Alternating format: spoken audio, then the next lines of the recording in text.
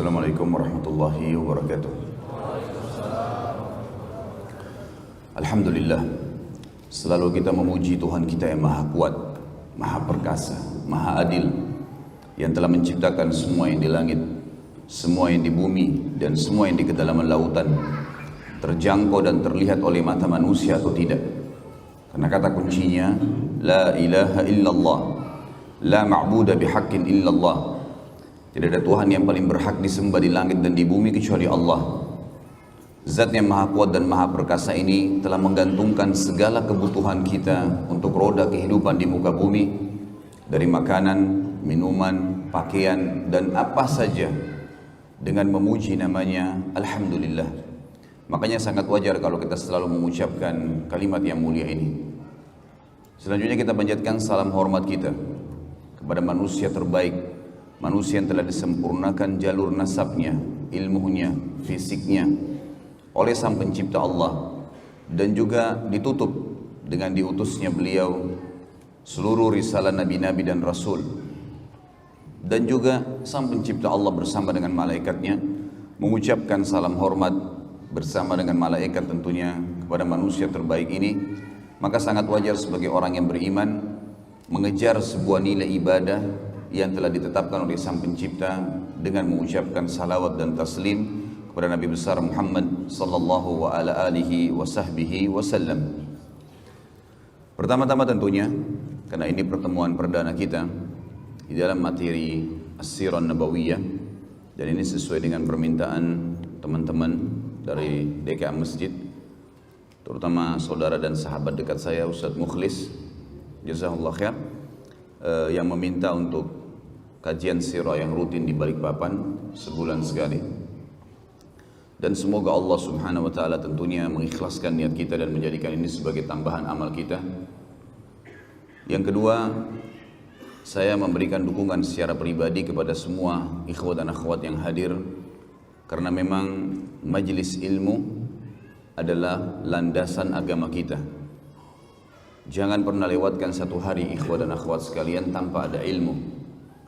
Ilmu ini yang saya maksud adalah ilmu agama. Dia akan mendatangkan keimanan, dan kalau keimanan sudah tertanam dalam hati seorang mukmin, maka dipastikan segala sesuatunya berubah dari buruk menjadi baik, dari pelit menjadi dermawan, dari penakut menjadi pemberani, dari bodoh menjadi pintar. Berubah semuanya. Dan kalau keimanan sudah ada, maka seluruh perintah Sang Pencipta Allah yang maha kuat dan maha perkasa akan dikerjakan, dan semua larangannya pasti akan dijauhi. Tentu balasan maksimal adalah kita akan masuk ke dalam surga yang kekal dengan izin Sang Pencipta Allah tentunya. Oleh karena itu teman-teman sekalian, saya akan mengucapkan seperti yang baginda Nabi SAW ucapkan kepada seluruh sahabat yang datang menuntut ilmu, marhaban bitalabatil ilm.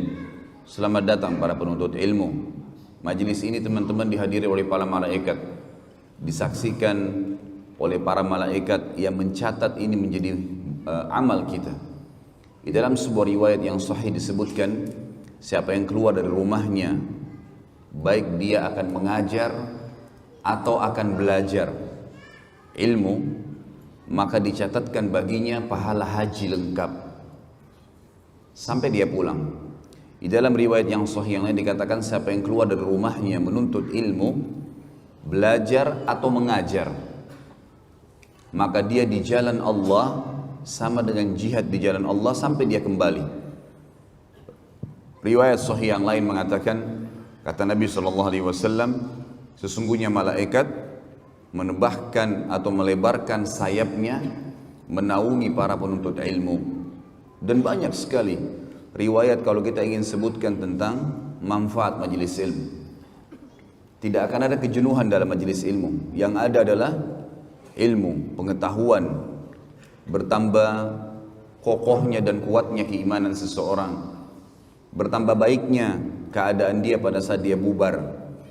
Maka harus dimaksimalin teman-teman sekalian. Terlebih lagi sekarang, kalau tidak bisa hadir di majelis ilmu atau kebetulan dai atau ustadznya tidak hadir, maka ada media sosial yang sangat mudah dijangkau.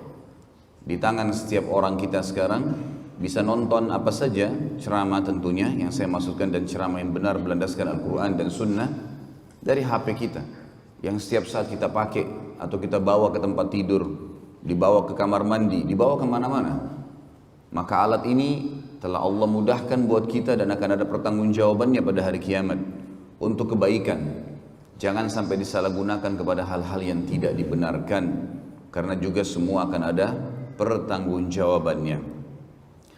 Selanjutnya teman-teman sekalian, sebelum kita masuk ke tema yang ketiga yang saya ingin sampaikan, setelah ucapan saya terima kasih dan dukungan kepada para panitia dan juga kepada teman-teman yang hadir di majelis ilmu, maka metode yang saya gunakan, saya tidak punya rujukan khusus dalam buku sirah, dalam arti kata banyak rujukannya. Banyak buku yang saya anggap buku-buku itu adalah rujukan yang bisa dijadikan sebagai pegangan, dan banyak juga yang saya gabungkan dari selain buku sirah, seperti buku-buku hadis, buku-buku tafsir, kemudian buku tentang thaqafah Islamiyah, tentang wawasan keislaman, ya, perkembangan yang terbaru dari negara-negara Islam. Kemudian juga metode yang saya gunakan di setiap paragraf atau setiap poin yang kita lewatkan, bila memang ada pelajaran yang bisa kita ambil, maka saya akan menyampaikan. Makanya sekitar 38 episode sebenarnya di dalam ceramah Sirah Nabawiyah yang sudah di-upload di YouTube itu sudah bertahun-tahun dan belum selesai. Sampai sekarang kita baru menyelesaikan Sulhu Hudaybiyah, dan masih ada setelahnya perang Khaybar, masih ada setelahnya Fathi Makkah, ada perang Hunain, dan sampai meninggalnya baginda Nabi SAW. Itu mungkin masih beberapa episode, kemungkinan besar 50 sampai 60 episode baru bisa selesai di setiap pertemuan, minimal 2 jam dalam penyampaian. Maka ini metode yang saya gunakan. Jadi teman-teman sekalian, jangan heran pada saat di satu pertemuan tidak selamanya harus langsung selesai clear. Karena kalau kita mau ringkas menyampaikan tentang lahirnya Nabi SAW sampai meninggalnya, bisa selesai dalam satu kali pertemuan pun, tapi hanya garis besar. Cuman salah kalau orang menggunakan metode seperti ini dalam sirah. Kenapa? Karena sirah itu artinya sejarah hidup. Sirah itu artinya perjalanan. Bisa berarti sirah itu adalah perjalanan hidup, bisa berarti perjalanan malam hari kalau diubah menjadi Isra. Sebagaimana kita tahu kasus Isra atau kejadian Isra dan Mi'raj. Isra adalah berjalan di malam hari. Jadi as-sirah adalah sejarah, dan tidak mungkin sejarah diselesaikan yang dilalui oleh baginda Nabi SAW selama 63 tahun diselesaikan dalam 2 jam. Sesuatu yang tidak masuk di akal. Mestinya 63 tahun ya 63 tahun juga kita selesaikan. Karena per hari selalu ada kejadian, pengalaman-pengalaman hidup. Dan semua kehidupan baginda Nabi SAW pelajaran dan pengalaman, karena beliau utusan Allah. Maka teman-teman sekalian, mempelajari sirah hal yang luar biasa memang. Kalau saya pribadi menganggap ini adalah sebuah pondasi dasar dalam menuntut ilmu. Setelah mempelajari Al-Quran, maka akan datang As-Sirah Nabawiyah. Kalau saya bahasakan buah itu misalnya jambu atau apel, maka buah yang di dalamnya Al-Quran dan Sunnah. Kulitnya adalah As-Sirah, artinya melengket satu sama yang lain, sulit untuk dipisahkan gitu. Kita akan mulai teman-teman sekalian dalam pelajaran kita As-Sirah Nabawiyah ini dengan menyebutkan manfaat mempelajari sirah. Yang pertama, ma'rifatun Nabi sallallahu alaihi wasallam. Dengan belajar sirah, kita akan tahu tentang pribadi Nabi sallallahu alaihi wasallam. Bukan hanya sekedar selama ini kita baca buku kemudian kita mengetahui oh Rasulullah sallallahu alaihi wasallam bersabda begini, hukumnya ini begini. Bukan cuma sekedar itu. Tapi kita akan lihat nanti bagaimana dari beliau masih bayi, anak-anak, kemudian remaja, kemudian masuk ke masa pernikahan. Ini semua fase sebelum kenabian. Belum jadi nabi. Kemudian sampai akhirnya ada keturunan, anaknya meninggal. suka duka dalam perdagangan, menghadapi masyarakat, safar, ya. Kemudian baru kita masuk ke masalah penobatan kenabian dan prosesi setelah itu dalam 23 tahun sisa umur beliau. Setelah umur 40 tahun dinobatkan jadi nabi, 13 tahun fase Mekah semuanya dengan cobaan, sedikitnya orang yang beriman, gitu kan. Yang beriman dengan 13 tahun berdakwah di Mekah itu hanya 153 orang dari sekian ribu orang. 13 tahun berdakwah. Bagaimana suka dukanya sehingga para dai bisa mengambil pelajaran. Kita juga bisa mengambil pelajaran. Ternyata Nabi SAW manusia biasa.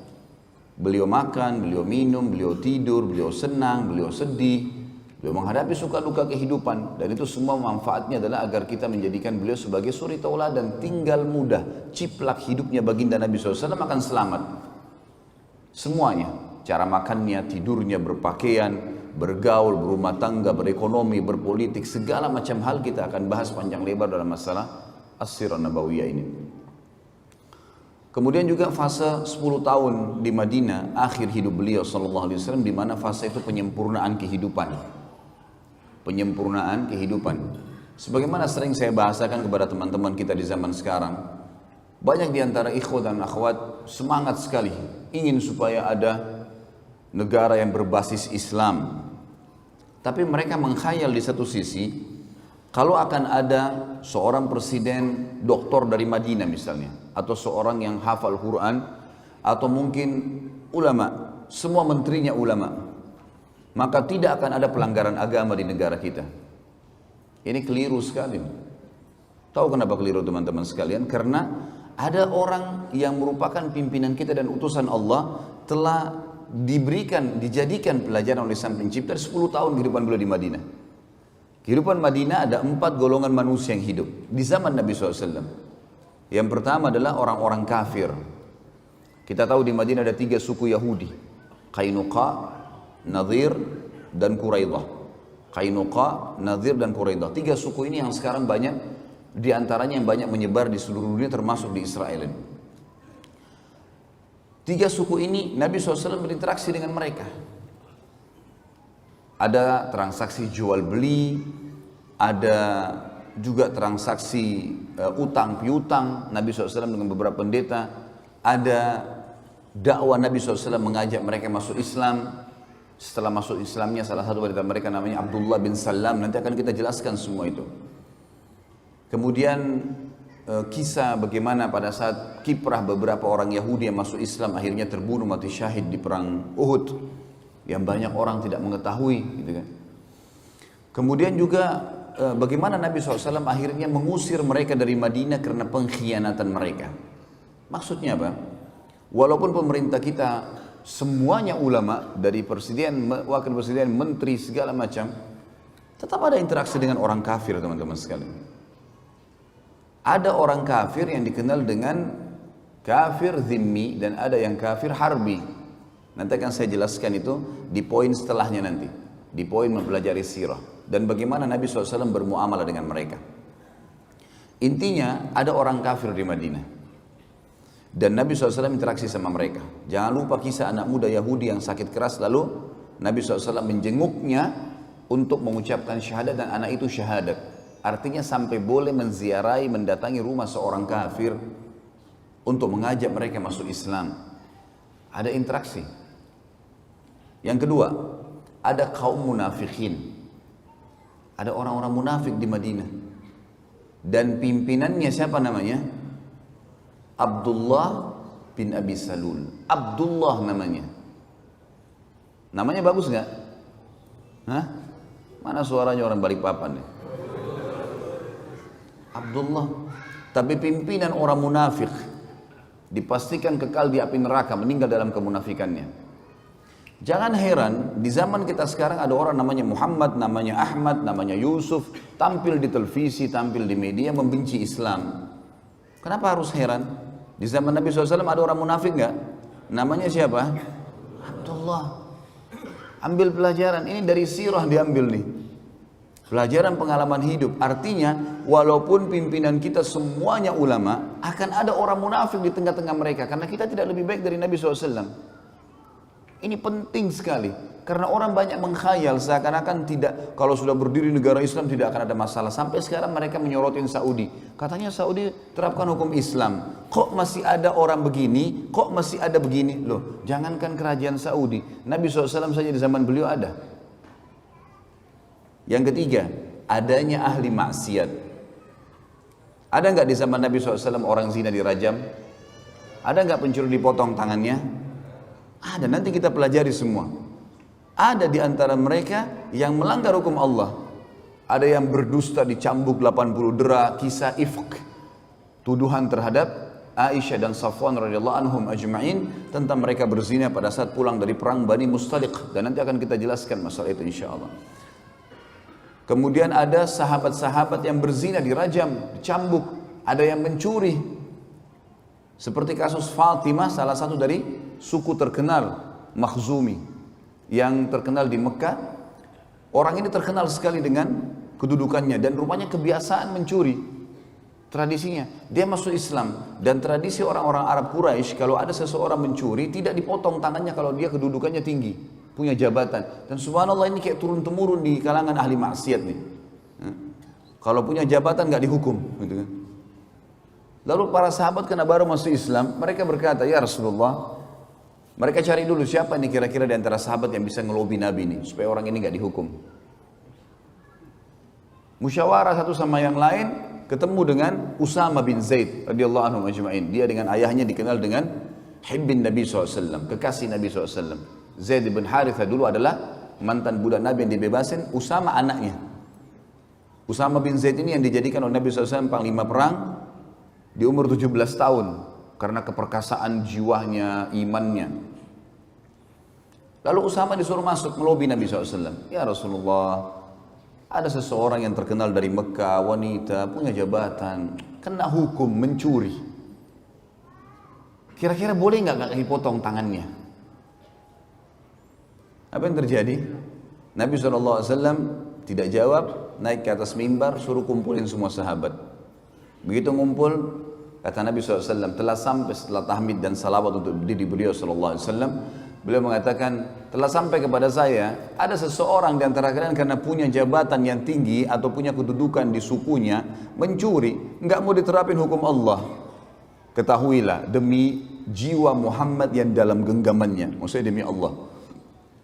Kalau seandainya Fatimah binti Muhammad, jangankan Fatimah yang itu, Fatimah anak saya, anaknya Nabi, anaknya Raja Muslimin pada saat itu, mencuri, saya akan potong tangannya.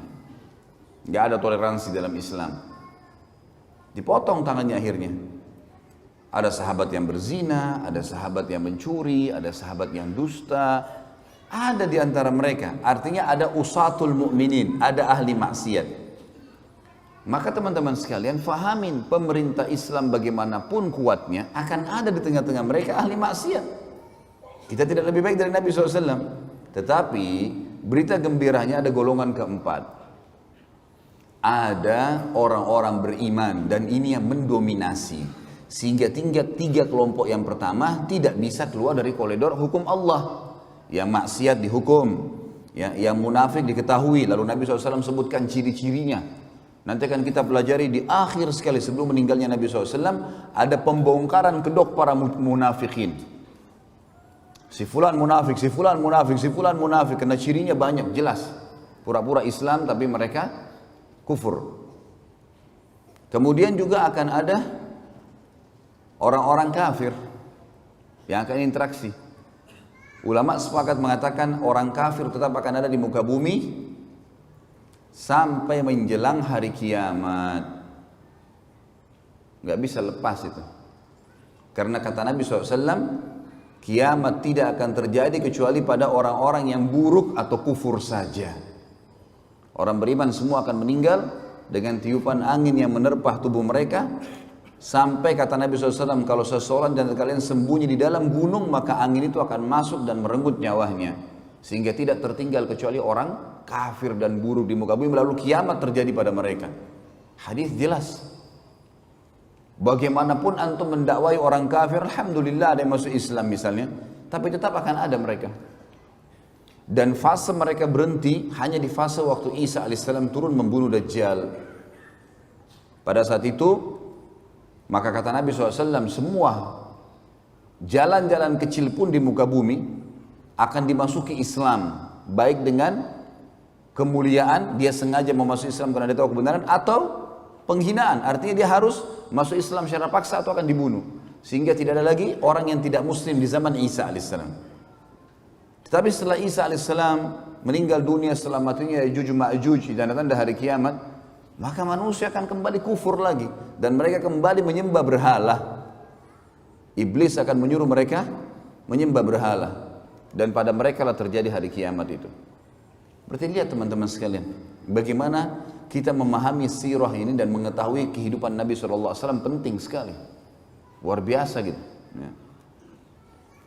Pelajaran yang kedua, selain mengenal Nabi SAW, tentu nanti masuk juga dalamnya adalah mengenal fisik, kulit, warna kulit, postur tubuh, rambut, ya, akhlak Nabi SAW, semua kita akan kenal.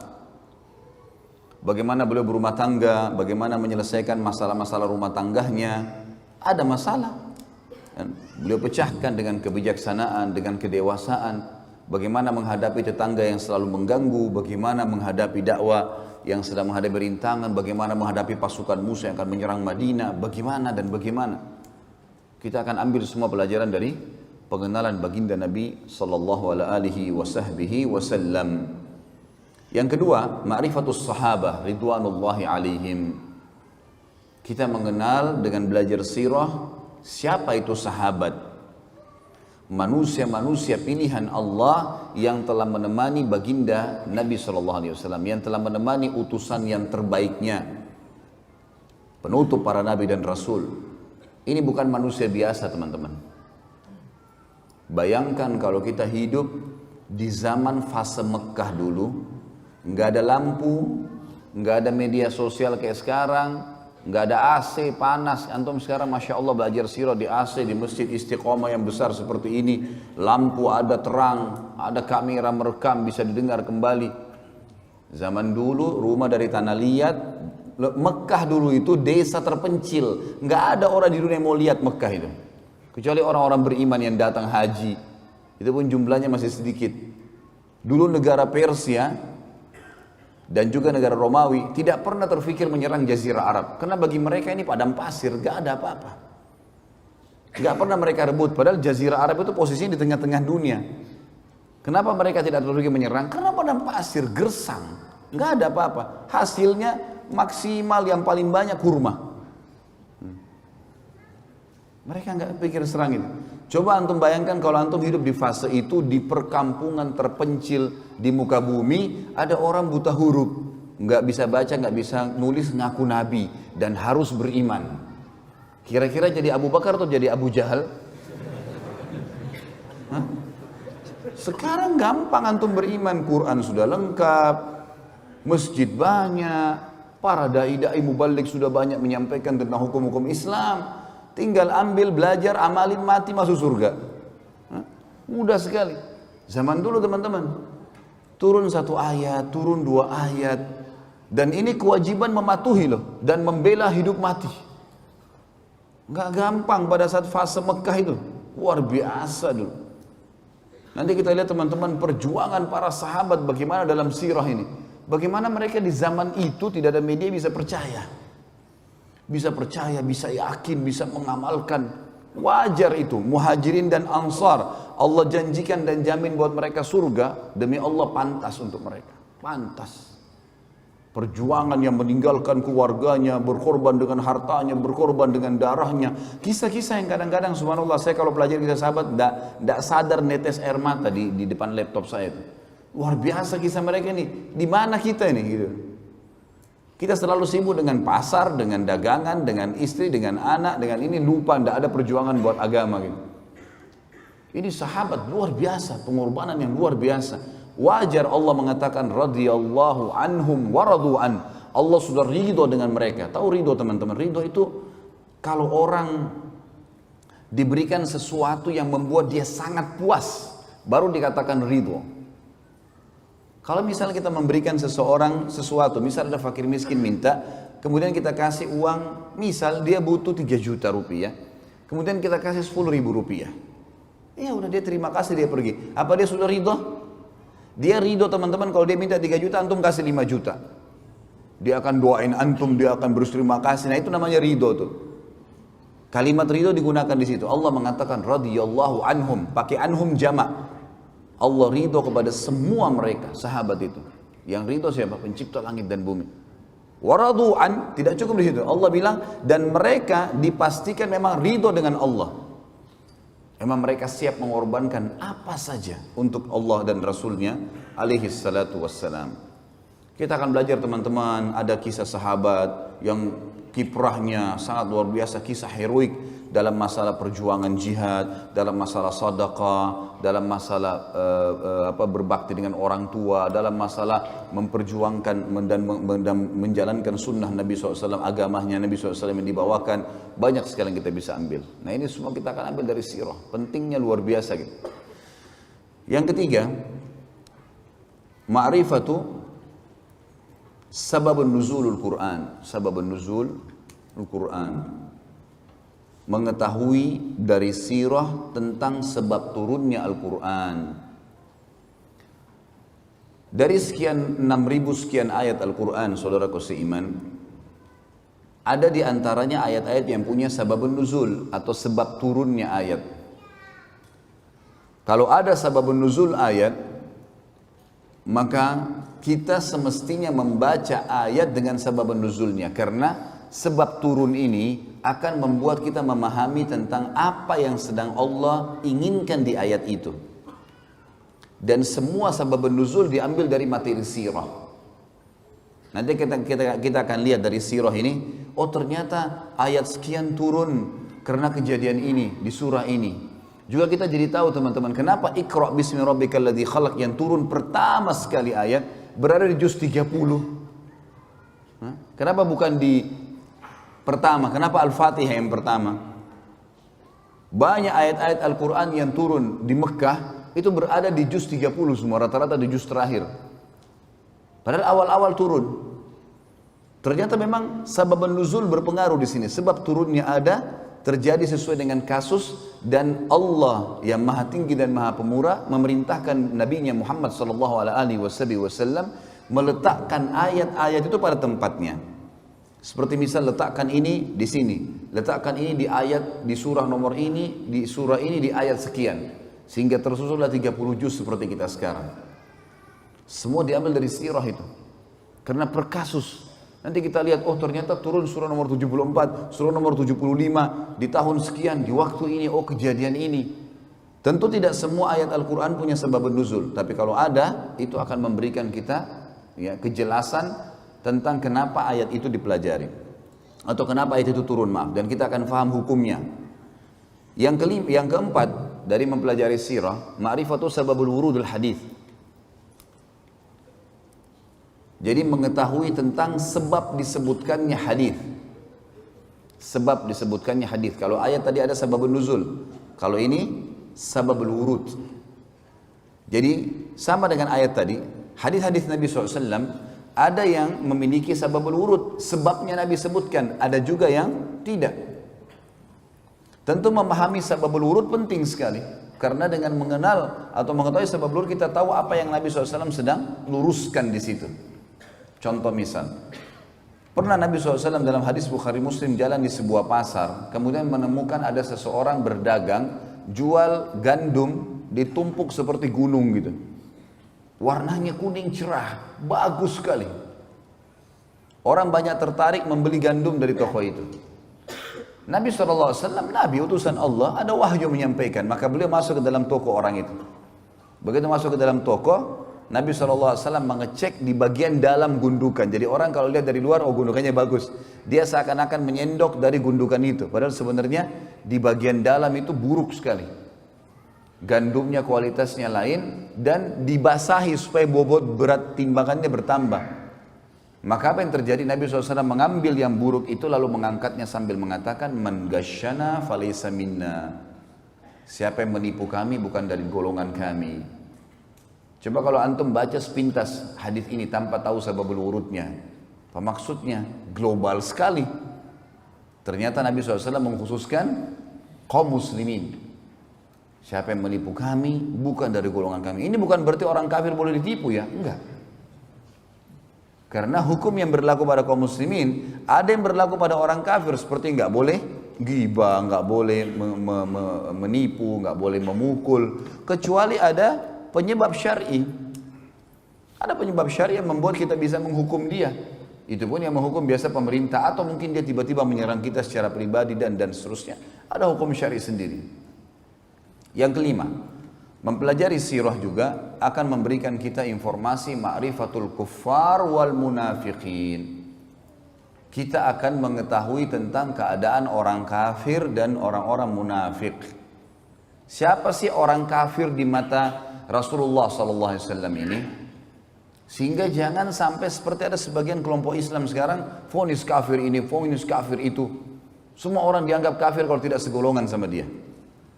Ini keliru sekali. Dari mana ini? Ada penyebab, gitu kan? Sampai saya bahas ada di YouTube teman-teman sekalian, Nawaqidul Iman, pembatal keislaman. Di awal-awalnya saya jelaskan itu, salah satu disertasi S3 yang sangat baik tentunya, tulisan ini Masya Allah. Dan di situ disebutkan banyak pendapat ulama salaf.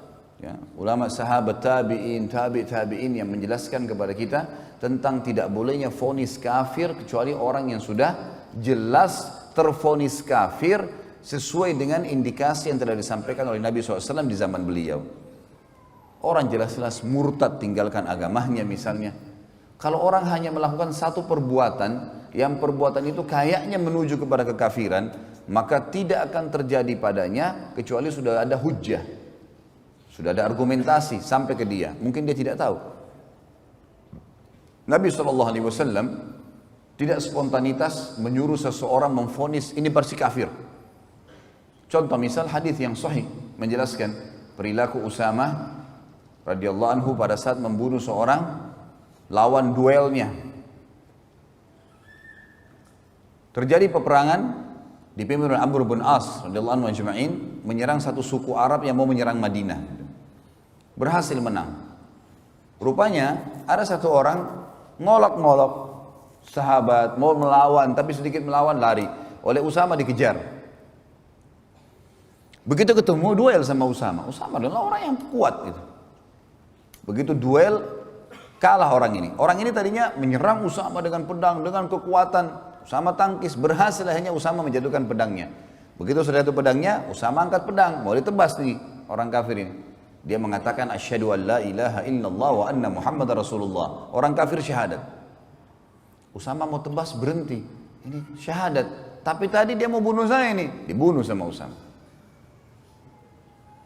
Udah. Para sahabat simpang siur. Ini perilakunya Usama gimana? Diingatin Usama. Hai Usama, dia syahadat. Gimana caranya kau bunuh? Jelas tadi dia hampir bunuh saya. Kalau saya tidak tangkis, saya sudah dibunuh sama dia. Berarti syahadatnya hanya takut lihat pedang. Udah simpang siur nih, pulang ke Madinah. Tiba di Madinah, diceritakan kepada Nabi SAW, ya Rasulullah begini kejadiannya. Apa kata Nabi SAW? Wahai Usama, dipanggil. Kenapa kau bunuh dia? Ya Rasulullah, tadinya begini dan begitu. Tangkis-tangkisan, serang-serangan, saya akan dibunuh. Kalau saya tidak tangkis, sudah ditebas leher saya sama dia. Kemudian pada saat pedangnya jatuh, dia syahadat. Asyhadu an la ilaha illallah Muhammadur Rasulullah. Maka dia syahadat karena dia takut lihat pedang saya. Apa kata Nabi SAW? Asyaqaqta an qalbi. Apa kau belah dadanya hai Usama sampai kau tahu dia benar atau tidak? Usama diam. Nabi SAW ulangi. Asyaqaqta an qalbi. Apa kau belah dadanya sampai kau tahu dia benar atau tidak? Nabi SAW ulangi terus sampai kata Usama, saya berharap mati masuk di kuburan gak keluar lagi. Karena beratnya kalimat itu, gitu kan? Diulangi terus oleh Nabi SAW. Apa kau belah dadahnya sampai kau tahu dia benar atau tidak? Terus diulangi. Artinya apa teman-teman? Hukumnya hukum zahir. Kalau kelihatan orang itu syahadat, kita nggak bisa buat apa-apa. Hukumnya. Kalau ada lagi indikasi setelahnya dia lakukan kekufuran, dia nyatakan lagi murtad misalnya atau apa, itu lain. Tapi kalau enggak, lihat bagaimana Nabi SAW bermuamalah dengan orang yang seperti ini, gitu kan? Ada juga orang-orang kafir yang Nabi SAW hadapi sesuai dengan keadaan. Ada yang Nabi SAW sengaja suruh bunuh. Seperti kasus Abu Rafi', salah satu pimpinan Yahudi yang selalu menghina Islam. dibunuh oleh Nabi SAW, disuruh. Salah satu sahabat bernama Abdullah bin Abi Atik radhiyallahu anhu pergi ke sana lalu membunuhnya, gitu kan. Ini memang luar biasa, setiap ada suku yang mau nyerang Madinah dibiayai sama dia. Setiap ada penyair yang menghina Nabi SAW, agama Islam, Allah, dibiayai sama dia. Setiap ada penyanyi, penari menghina-hina Islam sambil menari dibiayai sama dia. Orang ini nyerang Islam dari belakang. Nabi SAW mengatakan, siapa yang bisa mengamankan urusannya Abu Rafi ini? Kata Abdullah bin Abatik, saya Rasulullah. Maka kemudian dia pergi ke sana sama temannya beberapa orang, masuk ke benteng, berhasil membunuh Abu Rafi, gitu kan. Dan ini ada kisah sendiri tentunya nanti akan kita sampaikan insya Allah. Dan ini saya sampaikan juga di ceramah tentang salah satu judul ceramah itu kekasihku Rasulullah, aku mencintaimu, gitu kan. Yang baru tablik akbar di Makassar dan di Surabaya kemarin menjelaskan banyak mujizat Nabi SAW, diantaranya perilaku ya terbunuhnya Abu Rafi' ini ada ibrah dan pelajaran yang besar, gitu. Jadi ada orang-orang munafik yang dihadapi dengan cara dibunuh, ada orang-orang munafik, ada orang kafir dihadapi dengan cara bunuh, ada orang kafir dihadapi dengan cara didakwahi, ada orang kafir dihadapi dengan cara ya diterima zahirnya dan seterusnya. Ada ajaran dari Nabi SAW. Begitu juga orang munafik.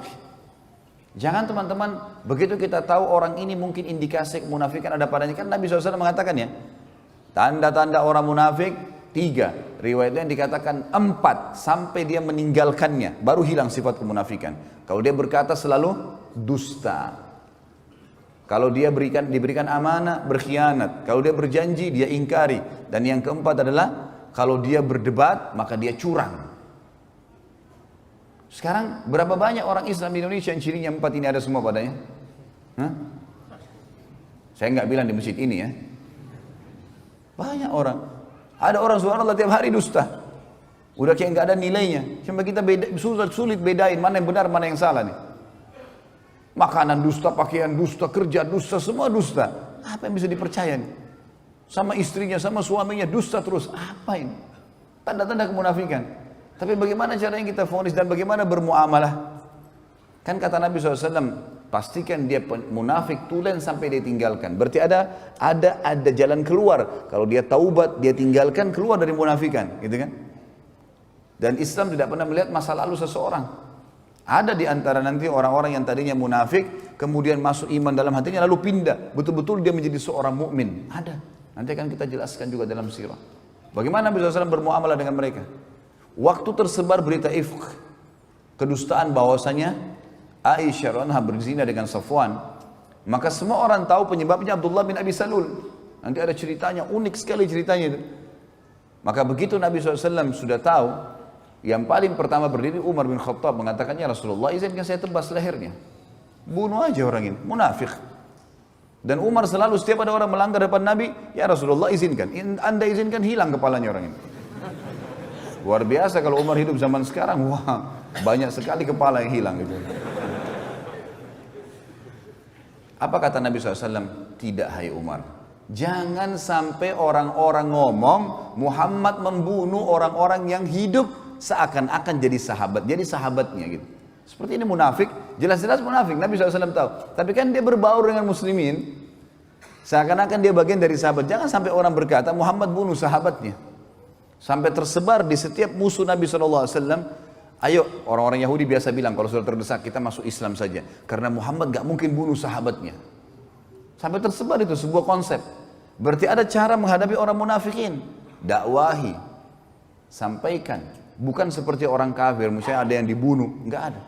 Kecuali ada penyebab-penyebab syarikat, dia berzina, dirajam, atau dia misalnya membunuh maka dia dibunuh dan seterusnya. Jadi ada metode cara menghadapinya. Dan sirah mengajar kita dengan sangat detail. Bahkan kejadian di zaman Nabi SAW per individu, gitu kan. Serta pelajaran yang luar biasa teman-teman sekalian adalah Islam tidak pernah melihat masa lalu seseorang. Ini kalau teman-teman ikuti ceramah di YouTube ada judul yang saya angkat, iya inilah aku sekarang. Dakwah atau sebuah ceramah yang semoga Allah SWT ikhlaskannya, tujuannya untuk memberikan motivasi kepada ikhwah dan akhwat yang berubah. Gak ada aibnya. Dulu pezina, dulu pemabuk, dulu perjudi, dulu kafir, dulu memerangi Islam. Tapi setelah syahadat, selesai semua. Karena Islam tidak membenci individu seseorang. Yang dibenci adalah perilaku yang salah.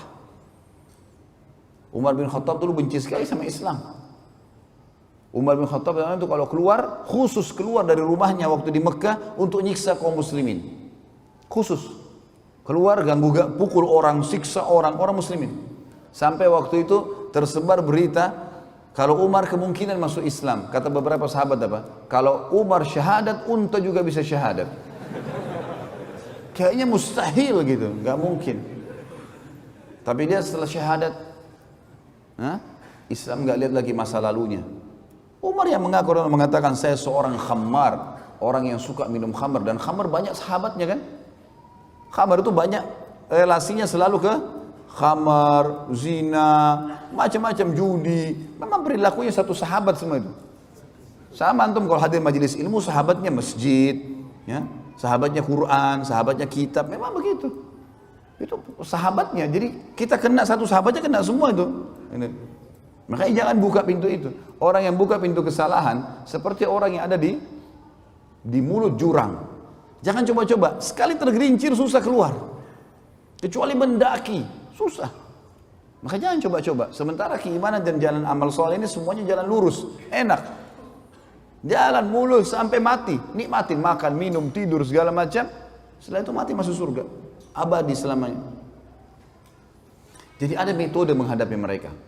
Dan yang terakhir teman-teman yang kena mempelajari sirah adalah ma'rifatu dinul haniful Islam. Mengetahui tentang agama yang mulia Islam ini. Dari awal kisahnya. Dari awal turun wahyu pertama, wahyu yang kedua, yang ketiga, bertahap selama 23 tahun. Itu yang kita pelajari dalam sirah. Bagaimana proses agama Islam dari nol sampai akhirnya menjadi agama sekarang yang terbesar pengikutnya. Kalau orang betul-betul yang menganut Islam ini teman-teman sekalian karena dalam hatinya, dia tidak akan tinggalkan sampai mati. Karena dia sudah tahu ini kebenaran. Nah, kita akan lihat nanti historinya 23 tahun semuanya bagaimana Islam itu sempurna.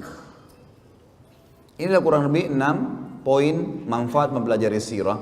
Tentu kalau ada poin-poin lain mungkin keterbatasan saya sebagai manusia biasa. Saya cuma menyusun di tulisan saya 6 poin ini.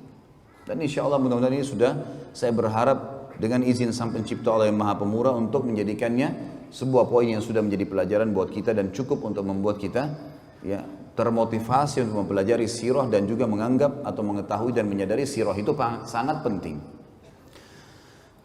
Kemudian kita masuk teman-teman ke sirah kita. Tentu saya tidak akan memulai dari sejarah Nabi Muhammad SAW. Saya akan jauh memulai sebelumnya. Kita akan mulai dari sejarah Mekah. Dari mana asalnya kota ini? Dulunya tidak ada di situ apa-apa. Padang pasir, lembah. Kemudian kita akan masuk ke kisah kota Mekah, kisah Zamzam, kisah pembangunan Ka'bah.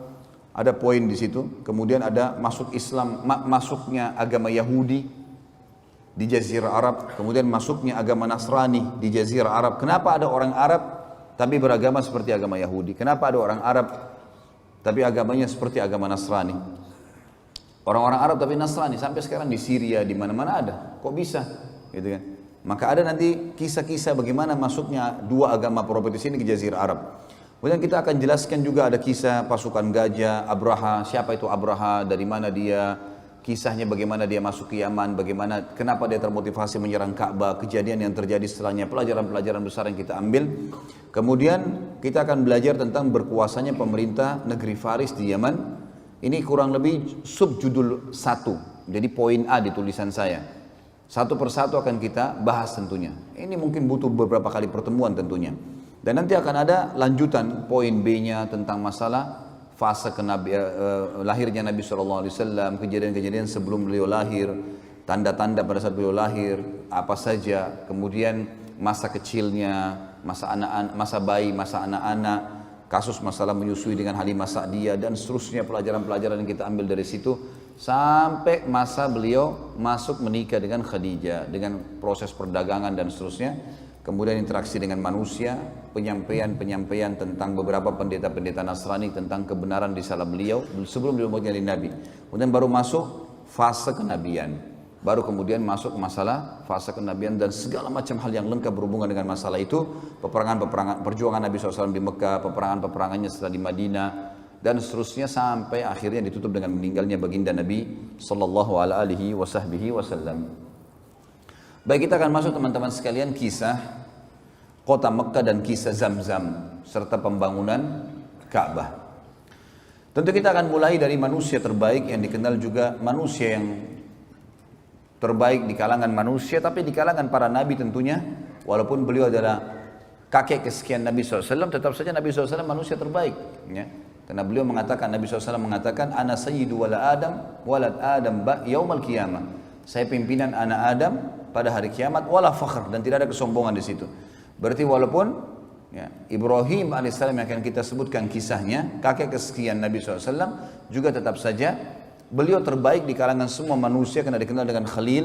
Tetapi Nabi SAW tetap walaupun cucu kesekian adalah lebih baik di posisi ya di sisi Allah SWT daripada ayah atau kakeknya kesekian ini. Ibrahim alaihissalam manusia yang luar biasa, manusia yang Allah Subhanahu wa taala berikan julukan melalui lisan nabinya Muhammad SAW dengan Abul Anbiya, ayahnya para nabi-nabi, karena memang kisahnya akan kita lihat tentunya dengan dua orang istri yang dimiliki oleh Ibrahim alaihissalam. Namun sebelumnya saya akan mulai dulu dengan Ibrahim alaihissalam ini. Di masa kecilnya lahirlah Ibrahim alaihissalam dari dua orang tua, tapi yang disebutkan di dalam Al-Quran nama ayahnya Azar. Di zaman itu beliau lahir di Babilonia, dan Ibrahim alaihissalam dari suku asli Babilonia.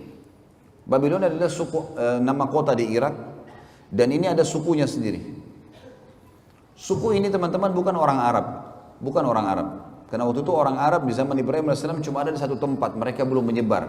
Adanya suku Arab di Mekah, adanya di Yaman. Adanya di Yaman, belum menyebar. Jadi memang setiap wilayah ada suku-suku sendiri. Babilonia ada sukunya, dan Ibrahim AS pada saat itu lahir di satu malam, satu sore hari menjelang maghrib, menjelang malam.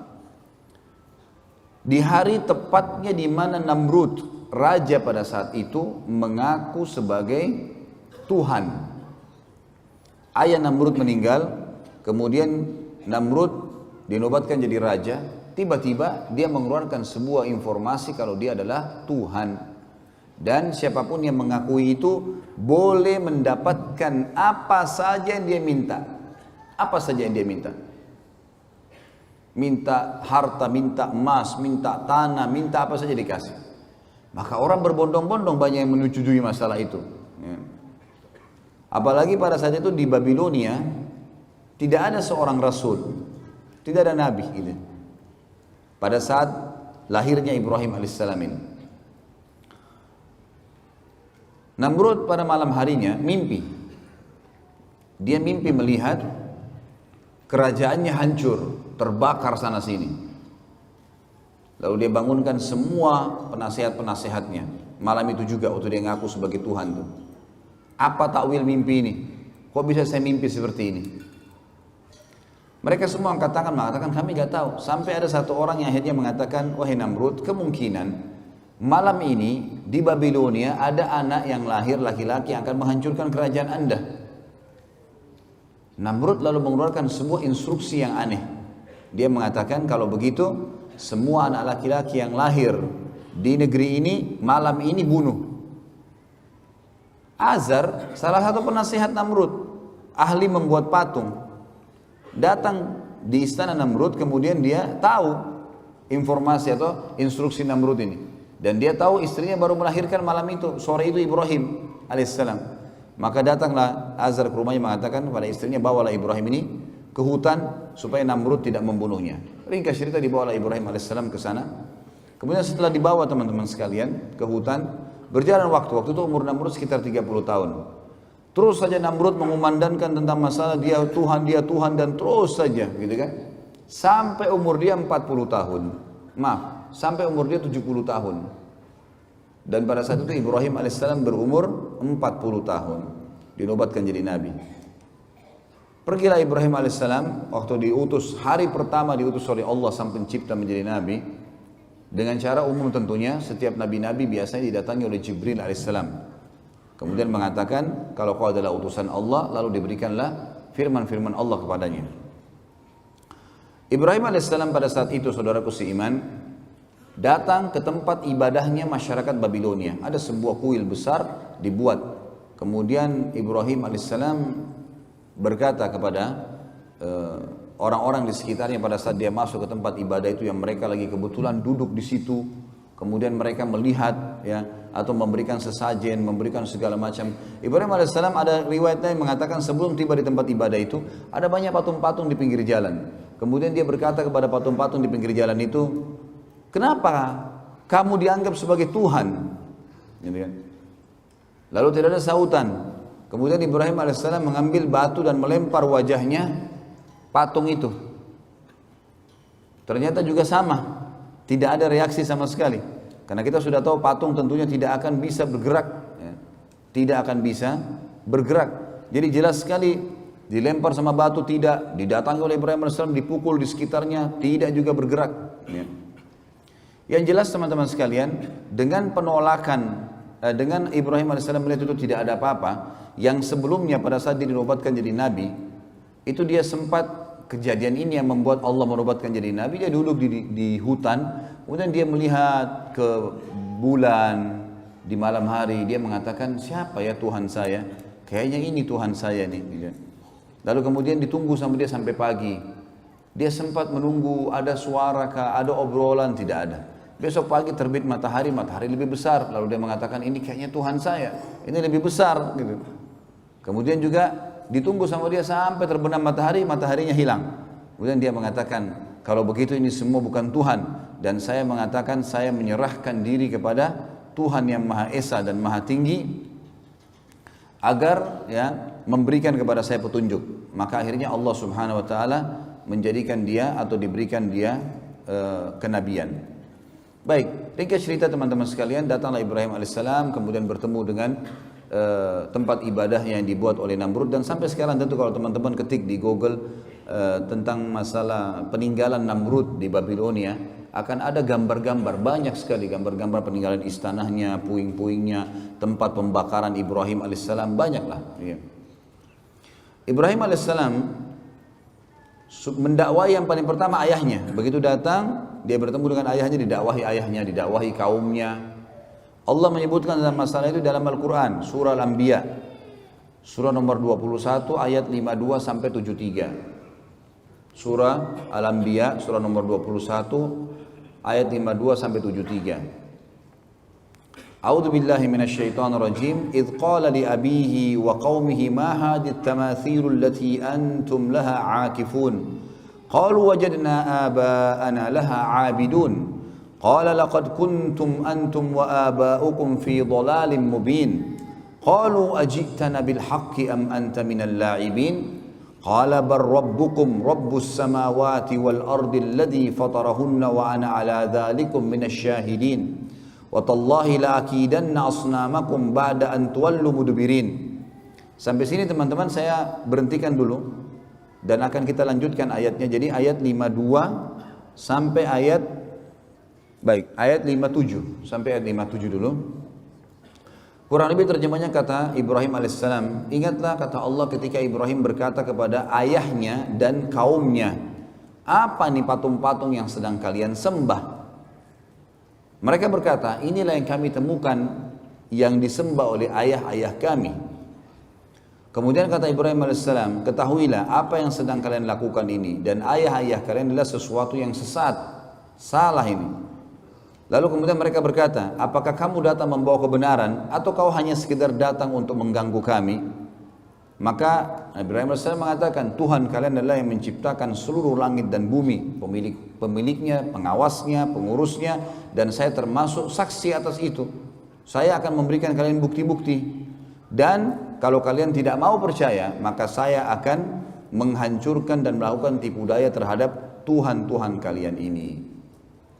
Ceritanya adalah Ibrahim alaihissalam masuk menemui ayahnya bersama dengan kaumnya lagi masuk ke dalam sebuah ma'bad, sebuah tempat ibadah yang dibuat mirip dengan piramida Mesir, Fir'aun, tapi piramida agak mengerucut kotak ya, seperti kotak lah batu-batu itu. Kalau ini enggak manjang, kayak bangunan manjang ke belakang, sampai sekarang masih ada tentu. Tangganya banyak ke atas. Ya itu ada sebuah ruangan itu ditaruh patung-patung yang banyak sekali. Gitu. Di antaranya patung Namrud. Dan mereka selalu tiap hari datang berikan sesajen, mohon-mohon, diberikanlah nama nih dewa api, dewa matahari, dewa bulan, dewa apalah, segala macam dewa-dewa nama mereka. Kemudian pada saat itu yang selalu membawa sesajen hanya orang penjaga kuil, tidak boleh yang lain. Kalau orang lain maka akan kualat. Ibrahim alaihissalam datang pada hari di mana beliau dinobatkan jadi nabi dan temukan ada ayahnya di situ bersama kaumnya sedang menyembah. Ibrahim alaihissalam langsung naik kemudian mendekati patung yang memang pada saat itu dikasih tinggi, ditinggikan tempatnya naik tangga, naik ke atas. Tidak ada yang berani naik ke atas sana kecuali penjaga kuil saja karena keyakinan mereka kalau didekatin patung-patung ini maka akan kualat. Akan putus kakinya, akan putus tangannya, akan stroke badannya, akan segala macam hal. Akhirnya Ibrahim AS datang kemudian mengajak ngobrol patung itu. Mengatakan, hai yang dianggap Tuhan oleh masyarakat Babilonia.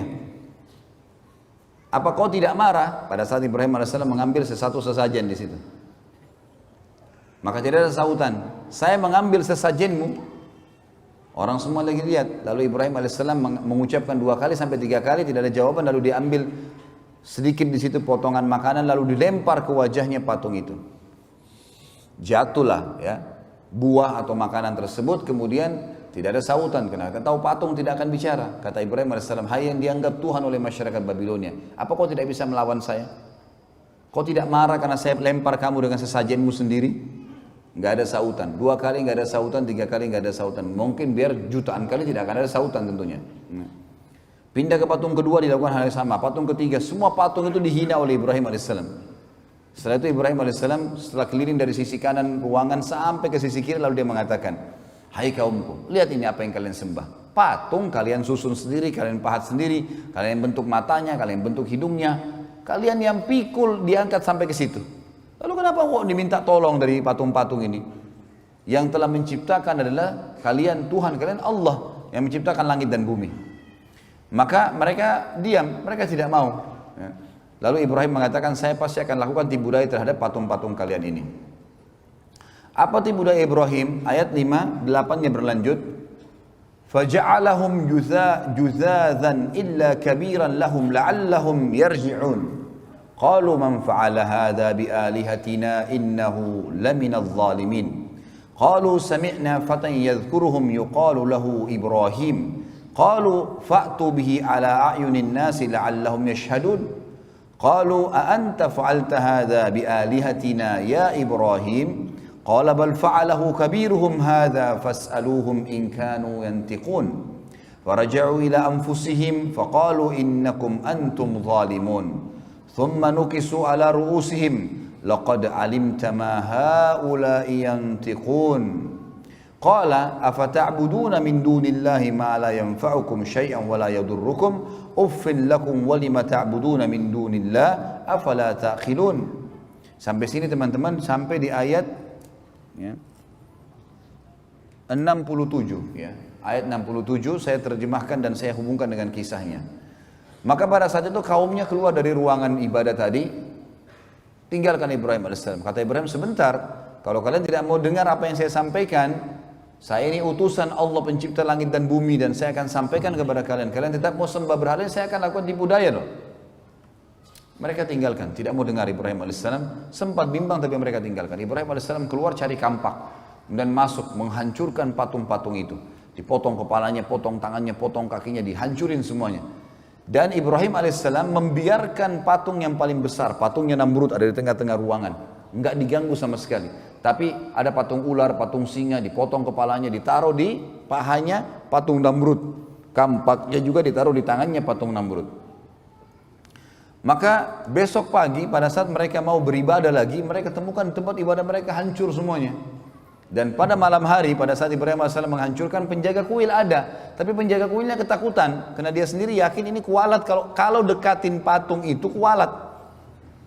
Bisa stroke, bisa terpotong tangannya, apalagi hancurin ke Ibrahim. Ini luar biasa Nabi Ibrahim AS. Maka dia tidak berani buat apa-apa, takut dia. Besok pagi orang-orang datang menyembah, ditanya dia, Kenapa ini? Siapa yang buat ini? Penjaga kuilnya nyaut. Yang tadi malam tuh Ibrahim, gitu kan? Itu yang Allah katakan di sini, kan? Maka Ibrahim menghancurkan semua. Juzadzan illa kabira. Jadi memang Ibrahim AS menghancurkan lebur semuanya kecuali yang paling besar, paturnya Namrud, agar mereka sadar. Lalu mereka berkata, siapa yang buat ini kepada Tuhan-Tuhan kami? Penjaga kuil mengatakan, kami mendengar dan yang kami tahu adalah yang tadi malam itu, Fatan itu dianggap anak muda, ya, yang semalam, yang bernama Ibrahim. Maka mereka berkata, datangkanlah Ibrahim itu di depan orang-orang semuanya, agar mereka bisa menyaksikan dan mendengarkan argumentasinya, kenapa dihancurin. Maka begitu datang, mereka tanya, hai Ibrahim, apakah kau yang lakukan ini pada Tuhan-Tuhan kami? Maka Ibrahim berkata, bukan. Ibrahim mengatakan, qala bal fa'alahu kabiruhum. Kenapa tanya saya? Tanya patung yang paling besar itu yang pegang kampak, gitu kan. Tanya kalau dia bisa ngomong, gitu. Maka mereka kembali ke diri mereka sendiri, lalu mereka mengatakan, sesungguhnya kalianlah yang zalim. Setelah mereka dengar, pikir benar ya. Kata Ibrahim, coba lihat, kalau memang dia bisa buat apa-apa, maka dia yang melakukan. Kalau kalian yakin dia tidak bisa melakukan, lalu kenapa kalian menganggap dia sebagai Tuhan? Karena kebetulan waktu itu semua patung dewa ini, mereka anggap di bawah patungnya Namrud. Namrud adalah Tuhan, di atas Tuhan-Tuhan semuanya, paling kuat. Kemudian mereka kembali ke diri mereka, kata Allah. Setelah itu mereka, salah satu yang mengatakan, kayaknya kita yang zalim nih, kita yang salah. Kemudian mereka menundukkan kepala-kepala mereka, dan akhirnya Ibrahim menunggangi untuk berdakwah. Kata Ibrahim, bukankah kalian lihat patung-patung ini tidak bisa ngomong sama sekali? Tsumma nukisu ala ru'usim laqad alimta ma haula yantiqun. Kalian tahu ini tidak bisa ngomong sebenarnya. Kemudian Ibrahim mengatakan, apakah kalian menyembah selain daripada Allah yang tidak bisa memberikan manfaat dan mudarat kepada kalian sedikit pun? Sungguh kecelakaan dan terhina perbuatan kalian karena kalian menyembah selain Allah. Sementara mereka, apakah kalian tidak berakal? Maka pada saat itu ada satu orang yang bilang, kayaknya Ibrahim ini harus kita laporkan ke Tuhan kita terbesar, Namrud. Kata Ibrahim, gak usah repot-repot, saya ke sana. Pagi hari, waktu itu sudah pagi. Namrud ini punya tradisi teman-teman sekalian, setiap pagi dia selalu duduk, setelah rapi, habis mandi, bersih segala, ada tirai yang ditaruh antara dia dengan pengikutnya, lalu diangkat tirai tersebut, ternyata orang-orang begitu lihat dia sujud semua, lalu mengatakan, wahai Tuhan kami yang agung Namrud, gitu. Begitulah ceritanya. Maka pada saat itu teman-teman sekalian, Ibrahim AS masuk bersama bondong-bondong manusia. Begitu tiba di dalam, semua orang diangkat tirai, semua orang sujud kepada Namrud kecuali Ibrahim AS. 40 tahun Namrud disujuti dan tidak pernah ada orang bangkang kecuali pada saat itu. Namrud tanya, siapa kamu nih? Kok bisanya kau tidak sujud dengan saya? Ibrahim AS utusan Allah. Dia nggak pakai ngomong, bukan mengatakan hai Raja Namrud, apalagi Tuhan Namrud, gitu kan. Panggil namanya, hai Namrud. Belum pernah ada orang berani panggil Namrud begini gitu. Semua orang yang lagi sujud angkat kepalanya. Ini unik ini. Tidak pernah ada orang begini. Dia mengatakan, wahai Namrud, dari mana kau ngaku Tuhan? Kamu manusia biasa seperti saya, seperti kami semua. Punya dua mata, punya dua tangan, punya dua kaki. Kamu juga sama dengan kami, lahir dari bayi, anak-anak, remaja, tua. Seperti sekarang kau juga akan mati. Yang menghidupkan dan mematikan adalah Allah, Tuhanku dan Tuhanmu, dan Tuhan semuanya. Namrud waktu itu tidak mau kalah. Namrud mengatakan, baiklah Ibrahim, kalau kau ngaku Tuhanmu itu bisa menghidupkan, mematikan, saya juga bisa. Mau bukti? Kata Ibrahim, iya. Baik, tangkap, disuruh pengawalnya, tangkap dua orang laki-laki yang lewat depan istana. Ditangkap dua orang. Yang satu disuruh pergi, dikasih hadiah macam-macam, pergilah. Kemudian yang satu disuruh bunuh, mati di tempat. Kata Namrud, lihat, saya menghidupkan dan saya mematikan. Ini kan kebodohan, karena orang yang disuruh pergi sudah hidup sebelumnya. Tapi akal-akalan dia mengatakan apa? Ini saya menghidupkan dan saya mematikan.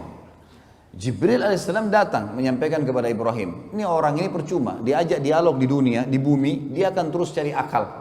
Tantang di langit sekalian. Kata Ibrahim alaihissalam, wahai Namrud, Tuhanku dan Tuhanmu Allah. Dan Tuhan segala satunya memindahkan matahari setiap hari dari timur ke barat. Apa kau bisa?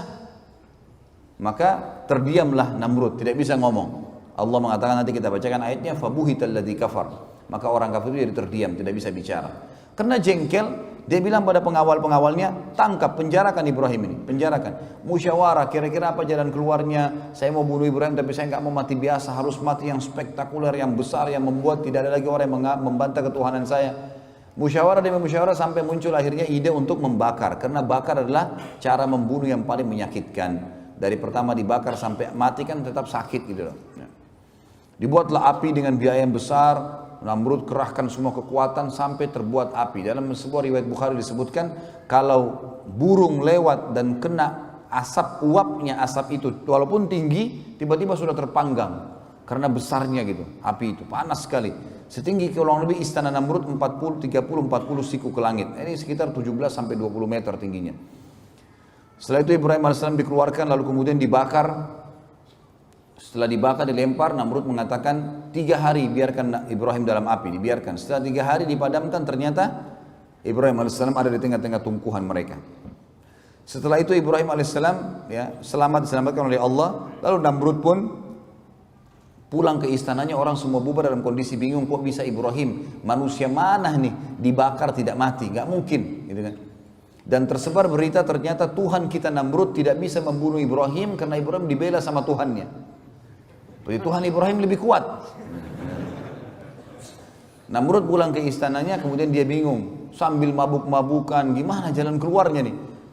Dan memang subhanallah, orang-orang kafir sering dikasih oleh Allah kesempatan untuk melakukan satu hal yang maksimal, tapi nanti akhirnya ya, Allah batalkan dengan hal yang kecil. Seperti Namrud sekarang sudah biayai berapa banyak mahalnya api tersebut, biayanya besar, kerahkan tenaga dan tidak ada lagi cara membunuh yang lebih hebat daripada api yang besar. Sekarang kalau dibakar nggak mempan, kira-kira ditebas pedang mempan nggak? Atau dilempar batu, atau dipatahin tulangnya, udah nggak bisa, karena api aja nggak bisa buat apa-apa sama dia. Gitu.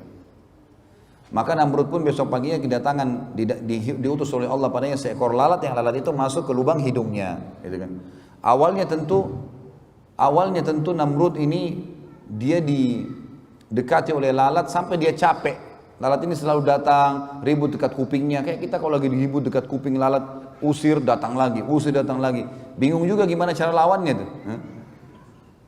Setiap Namrud mau ngamuk marah, lalatnya pergi, nanti kembali lagi. Sampai dia teriak-teriak prajuritnya, bunuh lalat ini, nggak ada yang bisa lawan. Lalat mau dilawan dengan apa? Dengan 1000 otot. Dengan sebilah pedang yang tajam, nggak ada yang bisa lawan lalat gitu. Dengan kuasa Allah, lalatnya datang ribut dekat kupingnya, pergi lagi. Sampainya Namrud dari pagi sampai malam, kecapean dia. Kena capek dia duduk di singgasananya. Waktu dia duduk, dia mau ngantuk, mau tertidur, lalatnya masuk di lubang hidungnya. Terus sampai ke otaknya, 3 hari, nggak keluar-keluar. Dipukul-pukul, dia teriak-teriak, nggak bisa apa-apa. Zaman sekarang mungkin masih bisa orang pakai operasi. Zaman dulu nggak ada operasi. Salah belah mati kan gitu. Dan ini Tuhan mereka. Akhirnya setelah 3 hari nggak makan, nggak minum, nggak buang air besar, nggak buang air kecil, mati Namrud. Begitu dia jatuh, istri anaknya semua, dayang-dayangnya semuanya, perdana menteri, penasihatnya, orang-orang yang dekat dengan dia, yang ngakuin dia sebagai Tuhan, ini selalu sujud tiap hari, itu lihat sendiri lalat keluar dari hidung Namrud. Dan tersebar berita, Namrud Tuhan kita dibunuh oleh lalat. Allah mengatakan dalam Al-Quran, lanjutan tadi ayatnya ya. Kata mereka, qalu harrikuhu wansuru alihatakum in kuntum fa'ilin. Teman-teman tahu kalau pegang Quran dilihat ayat-ayat ini ya, karena ini ayat bersambung. Maka mereka berkata, bakarlah dia dan tolonglah Tuhan-Tuhan kalian, karena dia sudah rusak tadi tempat ibadah kita, dihancurin Tuhan-Tuhan kita, maka bakar si Ibrahim ini. Qulna ya naru kuni bardan wa salaman ala Ibrahim. Lalu Allah berfirman kepada api, hai api, jadikan dirimu dingin dan keselamatan bagi Ibrahim. Wa aradu bihi kaidan faj'alnahumul akhsarin. Mereka berusaha untuk menyiksa Ibrahim, maka kami jadikan mereka yang rugi. Rugi semua biayanya, hidupnya, segala ya, hancur semua keyakinan mereka tentunya. Jadi sampai ayat ini adalah kejadian tentang masalah Ibrahim alaihissalam tadi. Setelah itu, setelah Namrud mati teman-teman sekalian, Allah menceritakan wa najjainahu wa lutan ilal ardi allati barakna fiha lil alamin. Setelah itu kami selamatkan Ibrahim meninggalkan Babilonia yang diikuti oleh Lut. Siapa Lut ini? Keponakannya Ibrahim alaihissalam, anak dari saudarinya Ibrahim alaihissalam, ponakan beliau. Dan Lut ini adalah orang yang pertama beriman kepada Ibrahim alaihissalam. Makanya Allah mengatakan dalam ayat lain, fa'amana bihi Lut. Lut beriman kepadanya. Dan Lut juga nanti diutus jadi nabi, yang kita tahu ada kaumnya homoseksual nantinya. Tapi itu kisah yang nanti lain lagi, kisah Nabi Lut alaihissalam. Tapi di sini diceritakan tentang dan kami selamatkan Ibrahim bersama Lut, ya, ke negara yang kami ke negeri yang kami berkahi untuk seluruh alam semesta, maksudnya Palestina. Dan ini ada teman-teman kalau nonton di YouTube ada ceramah saya tentang Palestina yang terlupakan. Tablik Akbar di Bandung pada saat itu panjang lebar saya ceritakan tentang fadilah Palestina, fadilah Masjid Aqsa, bagaimana saya motivasi kaum muslimin untuk berusaha untuk bisa umroh menuju ke sana dan jangan terpengaruh dengan informasi yang menganggap sekarang lagi tidak aman, lagi tidak begini sehingga tidak datang. Pada saat saya bimbing umroh ke sana, subhanallah orang-orang Palestina pada pelukin tuh. Saya kenalan kalau dia tahu dari Indonesia dipeluk sama mereka. Dia bilang kedatangan kamu ke sini sudah cukup buat kami. Sudah cukup. Artinya ini motivasi yang luar biasa. Dan orang-orang Yahudi memang tidak mau kita datang ke sana. Karena kalau antum datang, antum memberikan motivasi. Walaupun misalnya tidak bisa membantu secara harta dan seterusnya. Karena kita cuma bawa dana secukupnya. Walaupun memang sumbangan-sumbangan saya bawa dari Indonesia. Kemudian kita letakkan langsung di Masjid Aqsa atau Imam Masjid Aqsa yang diberikan. Tapi itu yang terjadi. Tapi ada di situ berkah memang luar biasa negeri itu. Enak, sejuk, semua buah-buahan ada, macam-macam. Negeri itu luar biasa. Ternyata Palestina itu negeri yang banyak gunung-gunung dan memang dingin, subur sekali, subur. Seperti Allah katakan dalam ayat ini, allati barakna fiha lil alamin. Kami berkahi itu untuk semua alam semesta. Artinya kalau orang datang tinggal sana akan tentram, akan hidup. Karena ditanam apapun, negeri Syam terkenal, ditanam apapun maka akan tumbuh, gitu kan? Tumbuh buah-buahan. Sampai dikatakan pernah ada jalanan pecah, ya, jalan raya pecah, retak jalannya, kemudian tumbuh pohon apel, gitu kan. Saking suburnya negeri itu.